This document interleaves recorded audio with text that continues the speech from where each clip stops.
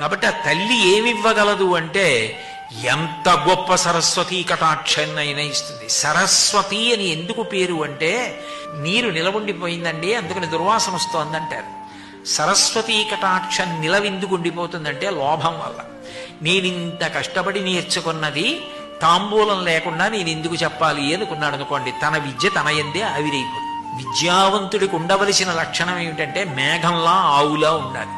మేఘం ఎక్కడో ఉప్పు సముద్రంలో ఉన్న నీళ్లు తాగి తీయటి నీళ్లగా మార్చి నిరాధారమైన ఆకాశ మార్గంలో బయలుదేరి వచ్చి కటిక చీకట్లో వాళ్ళు నన్ను గుర్తించి మళ్ళీ నమస్కారం చేస్తారా అని కూడా చూడకుండా వర్షించేసి వేడి తగ్గించేసి చల్లబరిచేసి వచ్చినప్పుడంత భారంగా వచ్చింది, ఇచ్చేసిన తర్వాత అమ్మయ్య ఇచ్చేశానని దూదిపింజలు అయిపోయి గబగబా వెళ్ళిపోతుంది. అంతే తప్ప ఇన్ని నీళ్లు పట్టుకొచ్చి వీళ్ళకి ఇచ్చాను కదా నాకేమైనా సత్కారం చేస్తారా చేయదా అని అలా నిలబడదు మేఘం.